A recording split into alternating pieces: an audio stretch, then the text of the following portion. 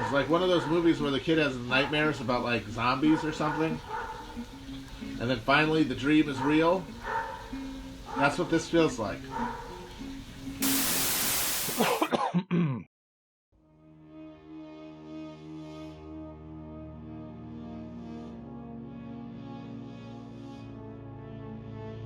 Hello Zer0 Books readers and viewers. This video will be about the current U.S. economic crisis and the responses that are available to it.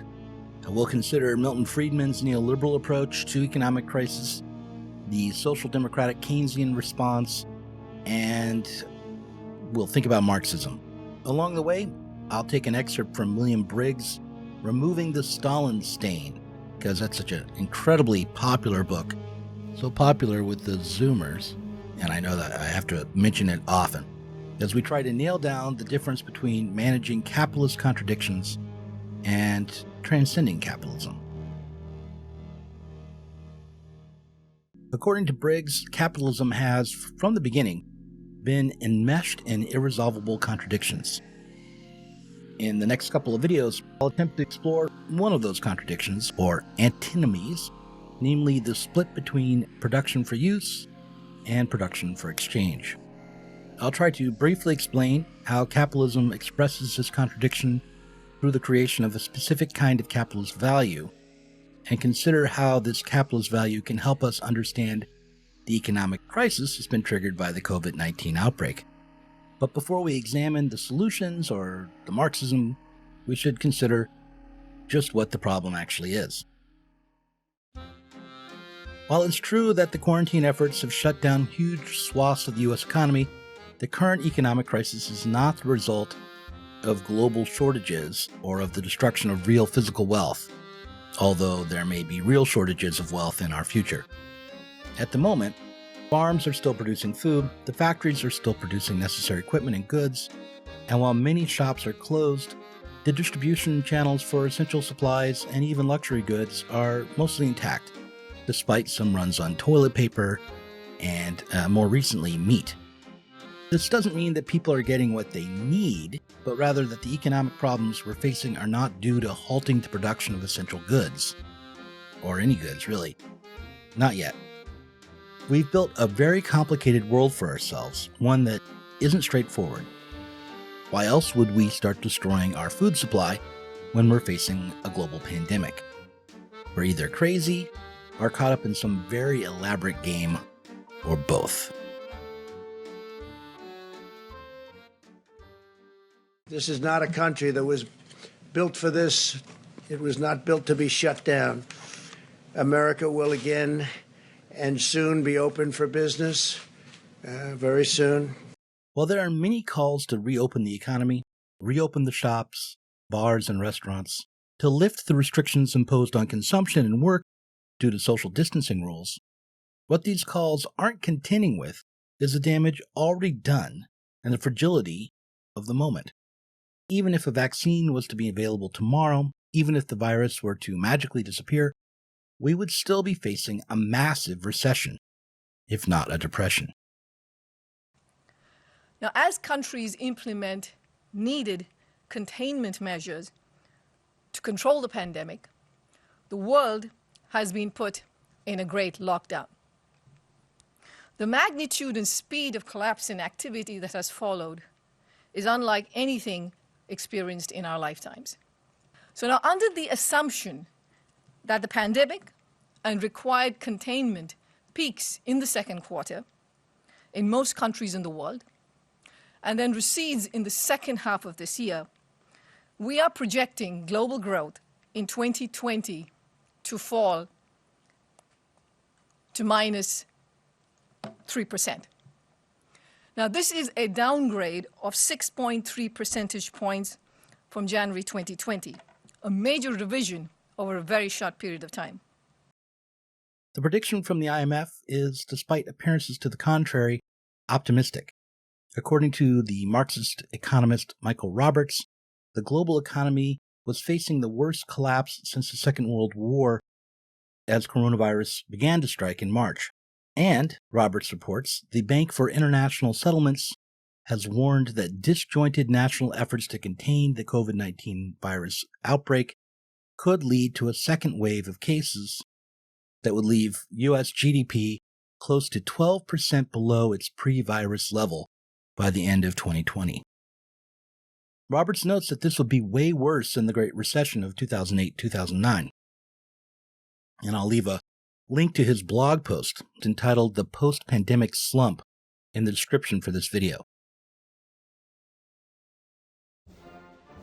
The governments of the world have not been caught flat-footed, but have been quick to respond to the economic crisis.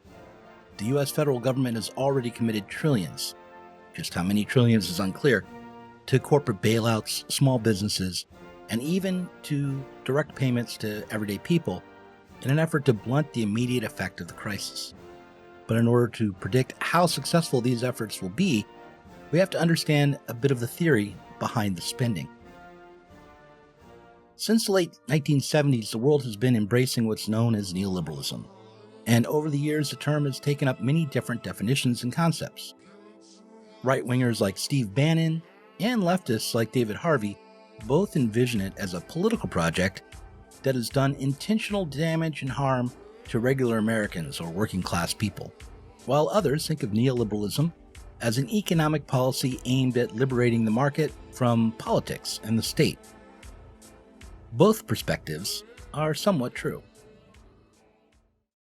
As Milton Friedman wrote in his essay, Neoliberalism and Its Prospects, neoliberalism would accept the 19th century liberal emphasis on the fundamental importance of the individual, but the state would police the system, establish conditions favorable to competition and prevent monopoly, and provide a stable monetary framework. Notice this stable monetary framework would not arise from market competition, but would be created by the state.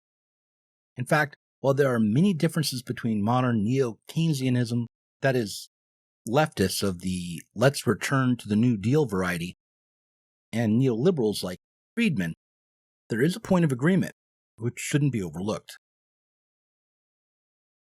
Keynes himself was very much of a scientist. I think he was wrong on various things, but he certainly had a scientific approach. And indeed, I've always regarded it as a great tragedy that Keynes died when he did, because one of his great capacities was flexibility. Yes. He could shift as times changed. Had Keynes been alive, what is called Keynesian economics would never have been carried to the extremes. That is, had he lived beyond 1946, Keynesian economics would never have been carried to the extremes that it was carried. In the last article of his he ever wrote, which was published posthumously, he warned the economics profession at large that there was much virtue in old truths and that they should not be carried away by the new things. And there's no doubt that he wasn't at that point a Keynesian in the sense in which it was then interpreted. The difference between Friedman-style neoliberals and MNTers or neo-Keynesians is mostly political, or to put it differently, it is a difference of opinion around what the role of the state should be as it attempts to ward off or overcome crisis. Friedman believed that the state should increase the money supply through something like quantitative easing while refraining from fiscal spending. The state should refrain from direct spending because private spending and investment is both the source of productive activity and the realm of consumption. Freedom. Only a few years ago, we were a discouraged people. Without jobs, we had no money. And without money, we could not purchase food for the hungry at home. Our only hope lay in charity. Hunger drove our people to the bread lines.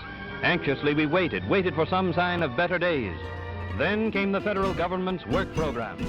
One by one, it took us out of the bread line. It gave us a new chance to take a normal... The post-Keynesian Hyman Minsky argued the opposite. He believed that smart state spending can correct the irregularities and instability inherent to the market. Hyman Minsky believed that the financialization of capitalist firms was inevitable and that the cycle of borrowing and lending, along with prosperity itself, would always lead to some sort of crisis. But the good news from Minsky was supposed to be that while the capitalist economy would always become unstable, it was no longer threatened by a major crisis like the Great Depression.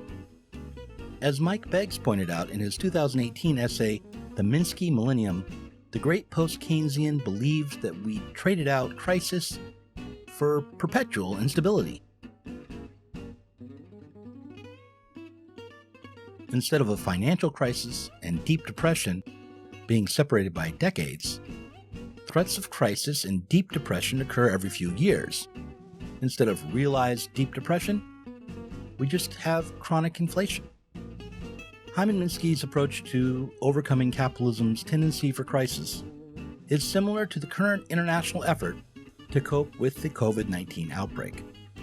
We are all currently trying to flatten the curve, to spread out the infections and deaths over time.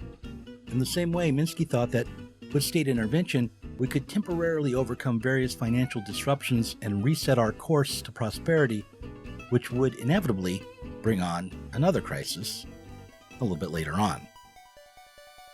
In 1988, the conservative, romantic, anti-Marxist thinker Jean Baudrillard published Simulacra and Simulations, and in it, he argued that Disneyland embodied the ideology of America. Quote, "All of America's values are exalted here, in miniature and comic strip form, embalmed and pacified." But according to Baudrillard, Disneyland was more than a false fantasy obscuring the reality of America. Rather, by offering up something clearly unreal, for instance, an obvious facsimile of Main Street, USA, the theme park comforted tourists with the notion that outside the gates, there was still something like a real world. Neoliberal monetarists like Milton Friedman may serve a similar function for critics of U.S. capitalism. We can reject his monetarism, recognize his neoliberalism as a political project aimed at propping up capital and capitalism with QE, subsidies, low interest rates, low corporate taxes, and the rest. But what we are at risk of missing is how the more reality-based critics of U.S. capital are caught up in the same unreality. Both Minsky and Friedman offer free money as a solution to capitalist instability. And both Minsky and Friedman ignore the historically determined reality that sets up the logic of our economy. We are living through a moment wherein the needs of the economy, the need to continue production, to keep people working, even in unessential jobs, is starkly at odds with people's self-interest. We can plainly see that the system of commodity production is not aimed at meeting our needs, but rather we've been put in the service of it, cooperating together to meet everyone's needs and conquer the virus by rationally producing what we need during a quarantine is both obviously necessary and a utopian dream.